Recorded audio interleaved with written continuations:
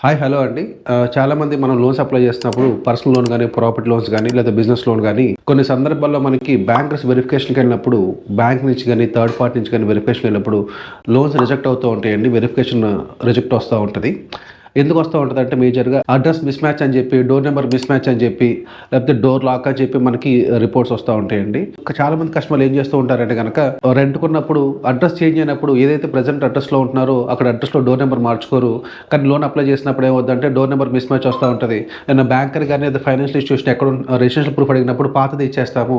Verification team అక్కడికెళ్ళినప్పుడు ఆ అడ్రెస్‌లో ఉండకపోవడం వల్ల మనకి నెగెటివ్ అడ్రెస్ లోన్ రిజెక్ట్ అవుతూ జరుగుతా ఉంటది. వెరిఫికేషన్ నెగెటివ్ వచ్చాయన్నమాట. అందుకని మనకి లోన్ అప్లై చేసేటప్పుడు ఖచ్చితంగా ఏ లోన్ అప్లై చేసినా గానీ, పర్సనల్ లోన్ గానీ, ప్రాపర్టీ లోన్ గానీ, లేకపోతే బిజినెస్ లోన్ గానీ ఖచ్చితంగా మనం ఏదైతే రెసిడెన్షియల్ అడ్రెస్‌లో ఉంటున్నామో, ప్రెజెంట్ అడ్రెస్‌లో ఉంటున్నామో దానికి సంబంధించిన అడ్రెస్ ప్రూఫ్ ఇవ్వాలి. ఖచ్చితంగా మీ ఆధార్‌లో అడ్రెస్ చేంజ్ చేసుకోవచ్చు లేదా గ్యాస్ బిల్ ఇవ్వచ్చు. మరిన్ని వివరాలు కావాలంటే గనక మా కొడాలి 5 సర్వీసెస్‌ని సంప్రదించండి. Thank you very much.